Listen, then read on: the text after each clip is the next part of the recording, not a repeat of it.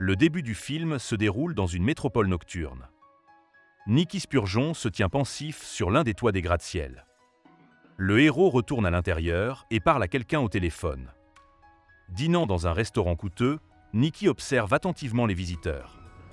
L'attention du héros est attirée par une jolie blonde assise à côté d'un homme âgé. Bientôt, la jeune fille s'assoit à la table de Nicky et lui demande de se faire passer pour son petit ami. Le héros accepte et fait la connaissance de Jess Barrett. Le dîner se passe plutôt agréablement et la jeune fille propose à Nicky de l'escorter jusqu'à sa chambre d'hôtel. En entrant dans la chambre, le héros décide de faire plus ample connaissance avec Jess. Soudain, un homme armé fait irruption dans la chambre. Jess, effrayée, déclare qu'il s'agit de son mari, Jared. L'homme commence à menacer Nicky, mais le héros se comporte très calmement, car il se rend compte que tout ceci n'est qu'une arnaque. Et il s'en est rendu compte lorsque Jess a volé un portefeuille à un homme âgé. Le héros s'en va, mais avant de le faire, il donne aux nouveaux venus des conseils sur la façon d'améliorer leur plan d'escroquerie. Jess ne tarde pas à quitter l'hôtel à son tour. Nicky suit la jeune fille et lui propose d'aller prendre un café quelque part. Le héros accompagne Jess au bar et lui raconte que son père et son grand-père étaient également des escrocs et qu'ils ont dû un jour utiliser le bouton d'urgence I de Tolède. Ce faisant, l'un des partenaires blesse l'autre pour écarter les soupçons. Le grand-père de Nicky est tué au cours de l'opération quand une jeune fille demande au héros de lui enseigner l'art du vol à la tire, ce qu'il accepte. Selon Nicky, la principale chose à utiliser pendant le vol est une astuce. Après cela, le héros réussit à voler la montre-bracelet de Jess. La jeune fille rit et dit qu'elle ne l'a même pas senti. Nicky sort d'autres trophées et informe que Jess pense avec ses mains, mais qu'en fait il faut se mettre dans la tête de la victime et anticiper ses actions. Le héros conseille de détourner l'attention de la victime et demande à la jeune fille de se débrouiller toute seule. L'action se déplace à la Nouvelle-Orléans. C'est là que Nicky rencontre Horst. Peu après, le héros assiste à une course de chevaux, puis dîne au restaurant. À l'improviste, Jess l'aborde. Au prix de grands efforts, la jeune fille a réussi à retrouver Nicky dans le sud et aussi à apprendre son surnom, Marshmallow. Jess demande instamment à l'homme de la prendre dans l'équipe pour qu'elle puisse apprendre et devenir une professionnelle. L'homme prétend qu'il n'est pas question qu'il accepte, mais il permet tout de même à la jeune fille de s'engager. Jess apprend à connaître Horst ainsi que Garrett et les autres membres de l'équipe. Avant le premier à faire, Horst tente d'expliquer à la jeune fille toutes les subtilités du travail, mais se rend compte que c'est inutile et lui demande d'être sur ses gardes. Jess porte une robe élégante avec un décolleté pour détourner l'attention des gens. Lors d'une grande fête, l'équipe de Nicky commet de multiples vols à la tire. Pendant qu'une distrait, une autre prend des objets de valeur.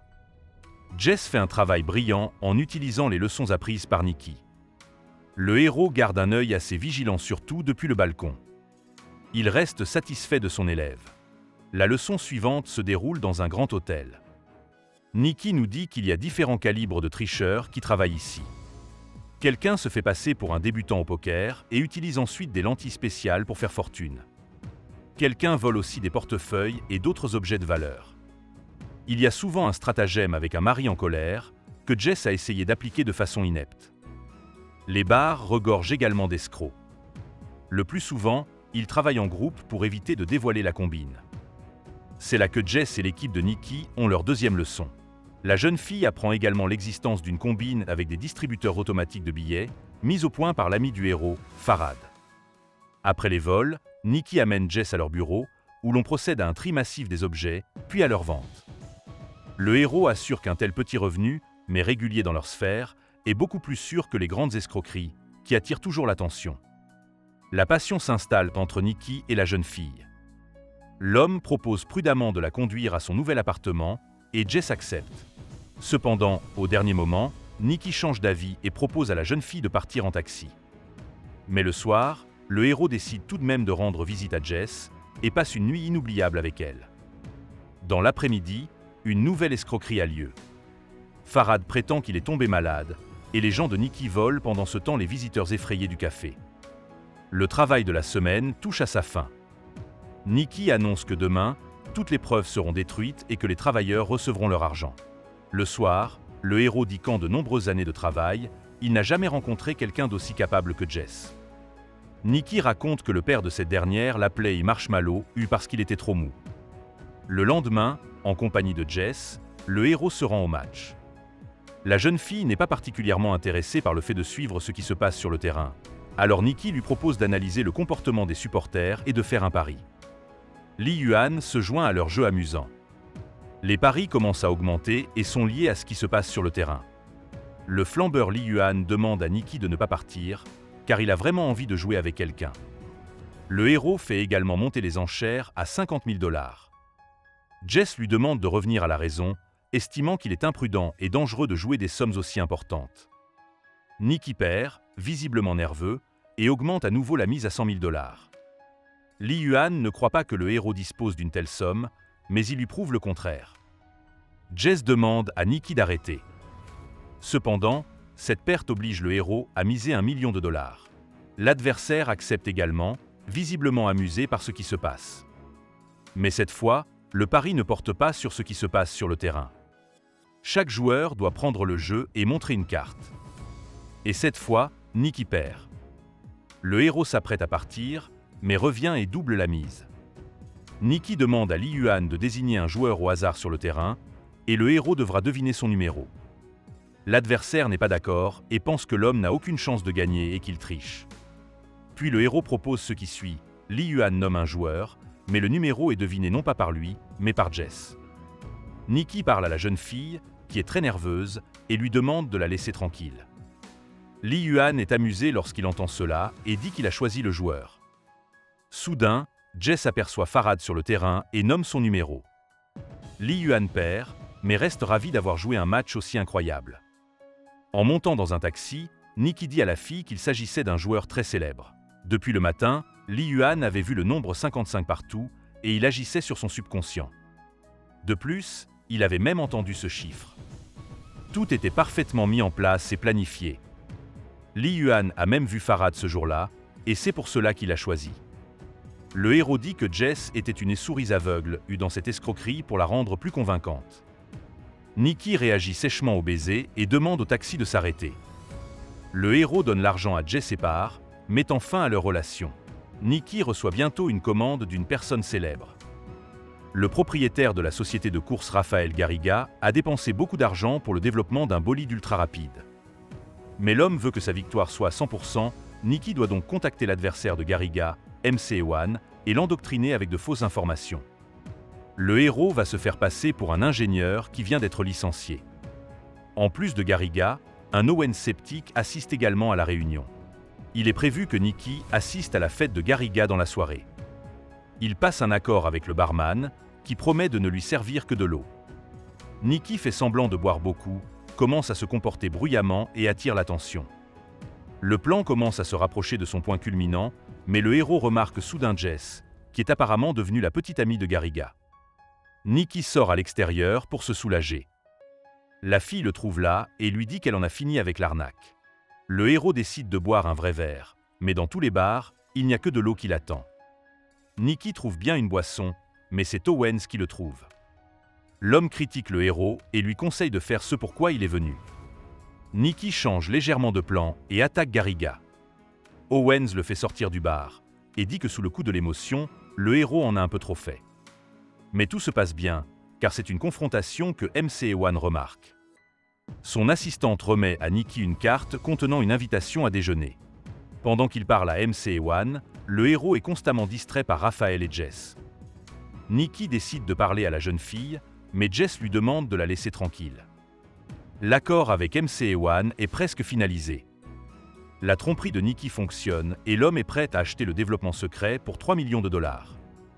Jess remarque une femme âgée qui a laissé tomber son sac à main et décide de le rendre à la dame. Cependant, il s'avère qu'il s'agit du leurre de Nikki. Le héros tente de convaincre Jess de s'enfuir avec lui, mais elle le raccompagne et refuse.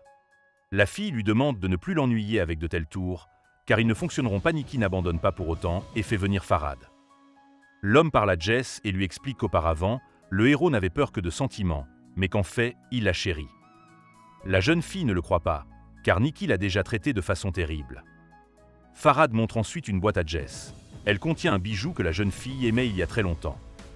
Le héros n'a pas permis à la fille de l'emporter, mais il l'a gardé pendant longtemps et a attendu la bonne occasion. Cela convainc Jess, et la jeune fille part à la rencontre de Nikki. Cependant, malgré toutes les tentatives de persuasion, Jess n'accepte pas de rester avec le héros et dit qu'elle doit partir. Une voiture s'arrête soudain devant la jeune fille. Nikki fait tristement comprendre à Farhad que l'affaire est perdue. Cependant, le héros trouve ensuite une Jess en pleurs devant sa chambre. Au matin, l'homme demande à nouveau à la jeune fille de l'accompagner. Owens frappe inopinément à la porte de la chambre et Jess tente de se cacher de lui. La jeune fille parvient à s'installer sur un autre balcon. Owens se calme bientôt et s'apprête à partir. Lors de la réunion avec MC1, Nikki obtient son argent et des éloges sans précédent. Le héros rapporte le succès à Garriga et propose à Jess de se retrouver à 19 h. Après cela, Nikki copie les informations sur la voiture sur une clé USB et les vend à de nombreuses sociétés de courses. Le soir, le héros attend longtemps Jess, qui finit par arriver. Pendant ce temps, l'homme de Garriga achète des choses étranges à la pharmacie. Après s'être sécurisé, il s'écrase sur la voiture de Nikki. Le héros se rend compte qu'il a été démasqué. Garriga devient furieux, car Nikki a vendu le véritable développement secret à toutes les équipes. L'homme veut savoir comment le héros a connu son mot de passe, qui change toutes les 15 minutes, et torture Jess pour y parvenir.